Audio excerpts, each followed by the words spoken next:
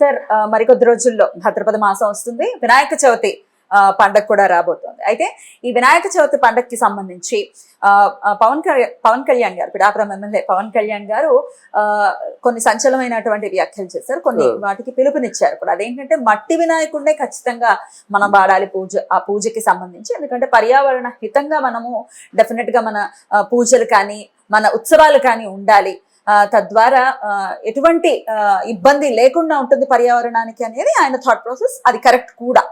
అయితే ఈ విధంగానే ఉండాలి, కానీ ఈ ప్లాస్టిక్ కి లేకపోతే రకరకాల కలర్స్ తో చేసేటటువంటి వినాయకుల్ని మాత్రం వినియోగించొద్దు అంటూ ఆయన పిలుపునిచ్చారు. ఈ అంశాన్ని ఎలా చూడొచ్చు? అలాగే ఆయన పిలుపునిచ్చారు కాబట్టి ఆచరించేటటువంటి పద్ధతి ఉంటుందా? పిఠాపురంలో అయితే ఖచ్చితంగా జరగాలి అంటూ కూడా ఆదేశాలను జారీ చేశారు. ఎలా చూడొచ్చు సార్? అసలు వినాయక చవితి అన్నది ఎప్పుడు పుట్టింది, ఎలాగ వృద్ధి చెందింది ఆలోచించుకుందాం. అప్పటిలో స్వతంత్రం రాకముందు అంటే మహారాష్ట్ర పూణేలో బాల గంగాధర్ తిలక్ ఈ మత సామరస్యం కోసం మొత్తం జనులందరూ, మతాలు లేవు, జనమంతా ఒకటి, వాళ్ళందరూ కలిసి మనకి స్వేచ్ఛ స్వాతంత్ర్యాల కోసం పాటుపడాలి, దానికి ఒక ఆనందకరమైనటువంటి ఒక వేదిక నిర్మించాలి. ఆ వేదికే వినాయక చవితి. అక్కడ అలా స్టార్ట్ అయిందన్నమాట. దీన్ని వాళ్ళు అలా డెవలప్మెంట్ చేసుకుంటుండగా ఆ వినాయక చవితిని ఒక వేడుకగా వాళ్ళ బంధువులు పిలుచుకొని, ఊర్లో కళాకారులు పిలుచుకొని, ఏదో హరికథలు, బుర్రకథలు, భాగవతాలు ఇవన్నీ పెట్టుకొని ఒక సంబరంలా జరుపుకుంటుండేవారు అన్నమాట. ఈ పొల్యూషన్ అన్నది రాను రాను వాళ్ళ మీద పోలీసు వాళ్ళ నిఘా లేక పెరిగిందమ్మా. ప్లాస్టిక్ వాడకం తగ్గించమని ఎప్పటి నుంచి చెప్తున్నారు? ఎక్కడ చూసినా ప్లాస్టిక్. ఆ ప్లాస్టిక్ లేకంటే అసలు నేళ్ళు ప్లాస్టిక్ వద్దని చెప్తున్నారు. దానికి మళ్ళీ ప్రత్యామ్నాయం ఏదో మాకు లేదు కదా. ఇప్పుడు మనమైనా దానివేగానే ప్లాస్టిక్ బాటిల్లో తీసుకుంటున్నాము, అది పర్యావరణ కాలుష్యం అంటున్నారు. కరెక్టే, మరి దాని ప్రత్యామ్నాయాలు లేక వాళ్ళు కొంచెం ఇబ్బంది పడే పరిస్థితి. దానికి మనం వేరే సబ్స్టిట్యూట్ చూపించినట్టయితే వాళ్ళు తప్పకుండా ఆచరిస్తారు. ఈ ప్లాస్టిక్ వాడకం తగ్గించడం మంచిదే, ఆయన చెప్పినా ఎవరు చెప్పినా మంచిదే. ఆయన ముందు కూడా చాలా మంది చెప్పారు. అయితే ఈ వినాయక చవితి అనేది వేడుకగా పెద్ద వినాయకుడు ఉన్నట్టయితే అక్కడ మా వినాయకుడు పెద్ద అని వాళ్ళు ఆనందానికి నెలవైనటువంటి పండగ ఇది. బట్ ఆర్గానిక్ కలర్స్ ని యూజ్ చేయడం లాంటివి చేసినా కూడా ఒకంత పర్వాలేదు, కానీ అసలు ఈ కలర్స్ చాలా కెమికల్స్ యూజ్ చేస్తూ మళ్ళీ నిమజ్జనం చేయటం, వాటర్ అంతా పొల్యూట్ అయిపోవటం, ఇవంతా మనందరికి తెలిసిందే. అసలు ఆ పత్రి యూజ్ చేయటమే వాటర్ క్లెన్స్ అవుతుంది అని చెప్పి రకరకాల పత్రి యూజ్ చేసి పూజ చేసుకుంటాం. అది వదిలేసి రకరకాల కలర్స్ వాడుతూ పర్యావరణాన్ని డెఫినెట్ గా హింసించేటటువంటి పరిస్థితి ఎవరు ఒప్పుకోవటం లేదు కదా. ఖచ్చితంగా ఈ కండిషన్స్ ఎప్పుడో పెట్టారు. పెడితే అక్కడ అప్పుడు చనిపోక ముందు పుల్లారెడ్డి అని ఉండేవారు. ఆయన బీజేపీ పార్టీలో ఆ రోజుల్లో ఒక నేత. ఆయన ససేమిరా ఒప్పుకోలేదు కదా. ససేమిరా మేము హుస్సేన్ సాగర్లో నిమజ్జనం చేయవలసింది. అందులో పైగా ఈ హైదరాబాద్ వినాయకులు అందరికంటే పెద్ద వినాయకుడు ఖైరతాబాద్లో ఉంటాడు. చాలా పెద్ద వినాయకుడు. అదంతా ఒక సంబరం, వేడుక. అక్కడికి వెళ్తే ఏదో కొంచెం అర్థవంతమైనటువంటి ఒక విగ్రహం ఉంటుంది, వేడుక. ఇక్కడ వేడుకల్ని బ్యాన్ చేయడం కరెక్ట్ కాదు. పర్యావరణ కాలుష్యం లేకుండా ఎక్కువగా మీరు జాగ్రత్తలు తీసుకుంటే ఎలా ఉంది? దానికి ఎవరో ముగ్గురు అరెస్ట్ చేస్తే కదా మిగతా వాళ్ళు. అసలు మొత్తం బ్యాన్ చేయాలి కదా, బ్యాన్ చేయాలి. ఇప్పుడు మన ప్రొవిజన్ స్టోర్స్కి వెళ్తున్నాం, వాళ్ళు ప్లాస్టిక్ సంచులే, క్లాసులు లేవు కదా. డిమార్ట్ ఉంది, వాళ్ళు ప్లాస్టిక్ సంచులే ఉంటాయి. కానీ సబ్స్టిట్యూట్ గురించి గట్టిగా మాట్లాడాలి. ఇది ఎప్పటి నుంచో మాట్లాడుతున్నప్పుడు కూడా ఇప్పుడు పవన్ కళ్యాణ్ కూడా మాట్లాడాడు, కానీ ఈయన కొంచెం ఉత్సాహం ఎక్కువగా ఉంది. మీరు వినాయక చవితి తక్కువలో జరిపించుకోండి అంటే ఈయన అంటారు, నేను జరిపించుకుంటామని నువ్వెవరు అంటారు అన్నమాట. వాళ్ళు ఆ సంబరం కోసం అట్లా మనకి మనం కూడా బాధ్యతాయుతంగా ఆలోచించాల్సిన అవును, పరిస్థితి ఉంది.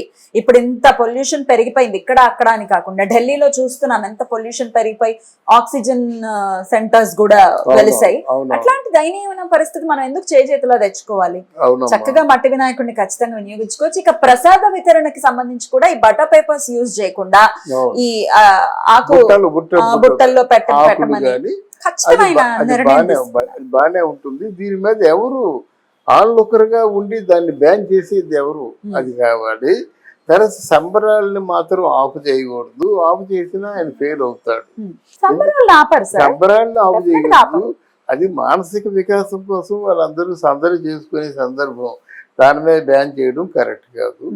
తర్వాత ఏంటంటే పర్యావరణం అనేసరికి మీరు ఒక్కసారి అన్ని జిల్లాలు చూసి రండి, ఎన్ని ఫ్యాక్టరీలు పర్యావరణ కాలుష్యంతో ఉన్నాయో మీరు చూడండి.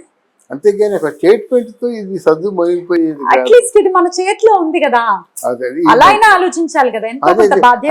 మన చేతిలో ఉంది కనుక చేయొచ్చమ్మా.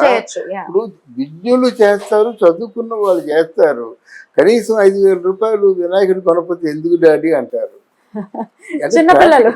పిల్లలు ఊరుకోరు కదా. వాళ్ళకి అందరికంటే ఒక అపార్ట్మెంట్ ఉంటే అపార్ట్మెంట్ లో అందరికంటే మన ఇంట్లో పెద్ద విగ్రహం ఉందని కోరుకుంటారు అన్నమాట.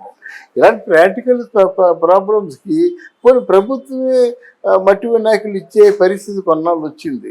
అది బాగుంటుంది కదా. అందరికి ఈవెన్ గా ప్రభుత్వమే మట్టి వినాయకులు ఇచ్చేటువంటి పరిస్థితి ఉంటే బాగుంటుంది.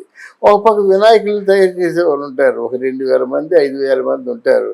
ఈ సంవత్సరం అంతా వాళ్ళు కాయకష్టం చేసి ఈ సీజన్లో వినాయకుడిని నమ్ముకొని సంవత్సరం అంతా బతుకుతారు. మా పొట్ట కొడతారా అని ఆలోచిస్తారు. అందువల్ల కొన్ని ప్రాక్టికల్ ప్రాబ్లమ్స్ ఉన్నాయి కనుక వాళ్ళ గురించి కూడా ఆలోచించారు కదా. వినాయకులు లేకపోతే ఎప్పుడు వెళ్ళిపోతారు, వాళ్ళు జెండా బాధేస్తారు అన్నమాట. ఇక్కడికి వచ్చి ఈ సంవత్సరం అంతా వినాయకుడి గురించి వెయిట్ చేస్తారు. అది ఇవన్నీ ప్రాక్టికల్ ప్రాబ్లమ్స్ ఉన్నాయి. నా సలహా ఏంటంటే, నా అనుభవంలో సంబరాన్ని కానీ ప్రజల ఆనందాన్ని కానీ కొంచెం మనం పరిగణలో తీసుకొని వాళ్ళని కూడా అదే సందర్భం కదా. వినాయక చవితి, దీపావళి, పెద్ద పండుగ, ఇవే కదా పండుగలు. మరి ఆ పండుగలు కనీసం వాళ్ళు ఎంజాయ్ చేసి ఆనందపడి ఇంటిలో పాది బాగా హ్యాపీగా ఉండే అవకాశాన్ని కూడా కల్పించవలసిన అవసరం ప్రభుత్వం. అసలు పవన్ కళ్యాణ్ గారి మాట అంటే ఆ మాట శాసనంగా ఉండేటటువంటి పరిస్థితి ఉంది ఇప్పుడు కూడా. ఇప్పుడే కాదు, అంతకు ముందు కూడా ఆయనకున్నటువంటి ఫ్యాన్స్ మనం ఒకవేళ దృష్టిలో పెట్టుకుంటే ఒక్క మాట చెప్తే దాన్ని శిరసావహించేటటువంటి ఫ్యాన్ బేస్ ఉన్నటువంటి ఏకైక నటులను ఖచ్చితంగా చెప్పవచ్చు. మరి ఇప్పుడు ఇంకా డెప్యూటీ సీఎం గా కూడా ఉన్నారు. ఆయన పిలుపునిస్తే ఖచ్చితంగా ఆచరిస్తారు అనటంలో ఎటువంటి అతిశయోక్తి లేదు సార్, మీరేమంటారు? మీకు ఒక చిన్న రహస్యం చెప్తాను. ఏమిటంటే పవన్ కళ్యాణ్ ఇంతకుముందు ఆవేశపరుడు అనుకున్నాం కానీ చాలా తెలివైన వాడు. ఉప ముఖ్యమంత్రి అవ్వగానే దీక్ష. మీరు పూర్వాశ్రమంలో చూసుకున్నట్టయితే ఎన్టీఆర్ కూడా ముఖ్యమంత్రి అవ్వగానే కాషాయం కప్పుకున్నాడు. తర్వాత మన భారత ప్రధాని మోదీకి ఏ అలవాట్లు ఉన్నాయో ఆయన దారిలో నడుస్తున్నాడు. ఆ దీక్ష చేసి ఆ ఫోటోలు షేర్ చేస్తే మోడీ ఎంత పొంగిపోతాడు, అర్థమైందా? ఈయన తర్వాత ఏంటంటే లంచంకి లొంగడు అనేటువంటి పేరు తెచ్చేసుకున్నాడు, ప్రజల్లో విశ్వాసం తెచ్చేసుకున్నాడు. కనుక ఇప్పుడు ఆయన విశ్వాసం తెచ్చుకోవడం కాదు, పెట్టాపురంలో ఉంటుండగా బస్ స్టాండ్కి రంగులేం చేస్తున్నాడు, మొత్తం తోటలు బ్రహ్మాండంగా మొక్కలు నాటుతున్నాడు. ఇక్కడ 3.5 ఎకరాలు కొన్నాడు. ఆయన కొన్న తర్వాత 3 లక్షల నుంచి 12.5 3,000 ఉంది, 12,500 అయింది గజం. 3,000 ఉండేది, 3,000 ఎవరు తీసుకున్నాడు లేడు. Thank you sir. నమస్తే. థ్యాంక్ యూ అమ్మా, థ్యాంక్ యూ.